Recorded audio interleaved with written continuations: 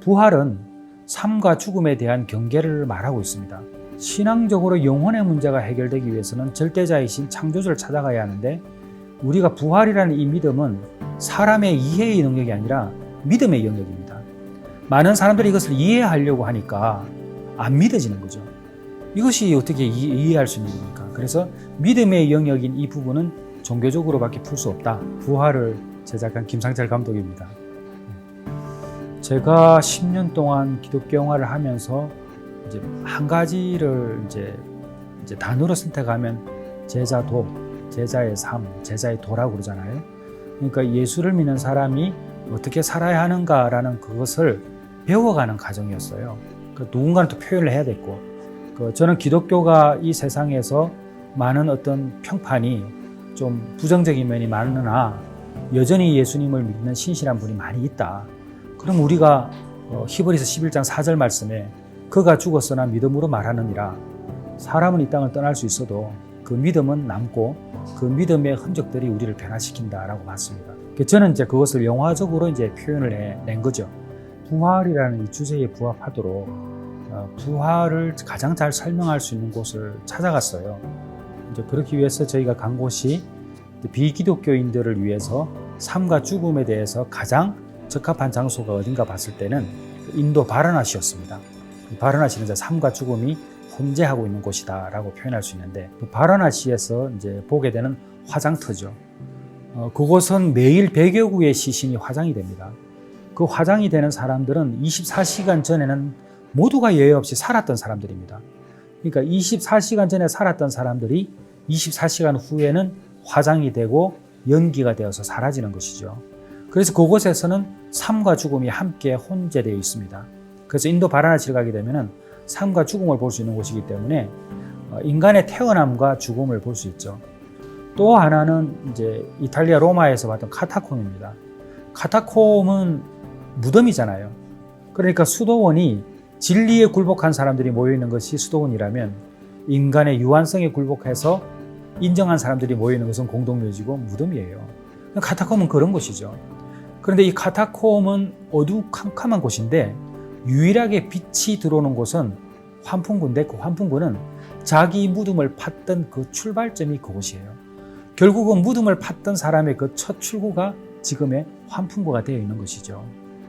깜깜한 그곳에서 죽은 사람들과 함께 있었던, 부활을 꿈꾸었던 사람들의 그 내면에 무엇이 담겨 있었을까를 생각할 수 있는 곳이 카타콤입니다. 이제 그런 곳을 다니면서 당대의 석학이라고 할 수 있는 이어륜 교수님의 그 철학적인 사고, 인문학적인 그러한 말씀들을 덧붙여서 이렇게 진행하는 그런 이제 작품입니다. 이어륜 교수님은 말 그대로 이제 정말 이분이 기독교를 신앙으로 가졌다는 것은 한국 기독교 사회에서도 특별할 만하다라고 말하는 분들이 있을 정도로 일대 사건이었죠. 그래서 이분이 말하는 부활, 이어륜 교수님이 뭐라고 그러셨냐면, 현대는 죽음이 죽어버렸다라고 표현하셨거든요. 죽음이 죽어버렸다라는 이 말은 죽음을 묵상하지 않는 거예요. 이용규 선교사님은 이제 말씀 그대로 역사적으로 좀 설명해주는, 이용규 선교사님과 이어륜 교수님은 이것을 일반인들에게 부활이라는 것을 어떻게 설명할까?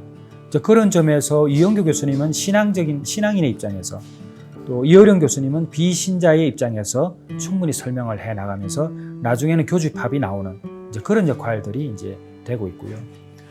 천정은 자매님 같은 경우는 만남 자체가 저에게는 떨림으로 좀 다가왔죠. 제가 들을 때는 죽은 사람이라고 그랬거든요. 근데 죽은 사람이 살아있는 사람처럼 오히려 더 적극적으로 복음을 전하는 모습을 봤을 때에 너무 놀랐죠. 하나님이 예비하셨구나 라는 부분을 느끼게 됐죠. 일단 권호중 배우님은 항상 저와 이래 작품을 할 때 이런 말씀하세요. 본인은 자격이 없다고. 항상 그래요. 제가 볼 때는 항상 겸손한 분이세요. 이렇게. 제가 영화를 전공한 사람이 아니잖아요. 권호중이라는 배우를 왜 하나님께서 나에게 붙여주셨을까? 그분은 반평생을 배우로 살았잖아요. 그러니까 저에게 좀 가르쳐 주세요. 그게 참 저에게는 도움이 된다 할 수 있고, 이성애 배우 같은 경우는 이제 좀 타협하지 않고 믿음에 관련해서는, 그리고 자기 것을 손해볼 줄 아는 사람이었어요. 그녀의 어떤 고민들이나 이런 부분들이 우리가 좀 겪고 있는 것과 너무 똑같았다. 그러면서 신앙적으로 그것을 풀려고 하는 그 의지들이 너무나 돋보였고, 부활은 삶과 죽음에 대한 경계를 말하고 있습니다. 신앙적으로 영혼의 문제가 해결되기 위해서는 절대자이신 창조주를 찾아가야 하는데, 우리가 부활이라는 이 믿음은 사람의 이해의 영역이 아니라 믿음의 영역입니다. 많은 사람들이 이것을 이해하려고 하니까 안 믿어지는 거죠. 이것이 어떻게 이해할 수 있는 일입니까? 그래서 믿음의 영역인 이 부분은 종교적으로밖에 풀 수 없다. 저는 기독교를 믿는 청년들은 좀 불편하게 살면 좋겠다. 남은 안 하기 싫은 일 좀 하면 좋겠다. 도전하면 좋겠다. 이런 마음이 좀 들어요. 정말 옛날에는 복음 이 하나만 듣고도 뜨거운 가슴을 안고 선교지로 흩어진 사람들이 너무 많았어요. 그러니까 예수 그리스도가 하나님이시고 나를 위해 죽으셨다면 그분을 위한 그 어떠한 희생도 결코 크다고 할 수 없다. 이 시티 스터디 신앙 고백이거든요. 한 청년이 회심을 하고 나니까 아프리카가 변했잖아요. 근데 오늘날에도 이 일이 분명히 일어날 텐데 왜 눈에 보이지 않고 들리지 않는 것일까? 특히 한국 교회. 우리 청년들이 야성이 많이 죽었다. 과거에 비해서. 교회가 지금 너무 힘듭니다. 교회가 힘든 이유는 하나님이 문제가 있는 게 아니잖아요. 결국은 우리의 문제거든요. 그럼 우리가 왜 문제가 될까? 우리의 삶이 달라졌기 때문에. 그러니까 주장만 하면 안 되죠. 기독교가 문제라는 것은 그렇게 하지 말고 살아내는 게 필요해요. 그럼 저도 마찬가지입니다. 그래서 우리가 좀 이렇게 한국 기독교의 청년들이 좀 능동적으로 좀 이렇게 도전하자.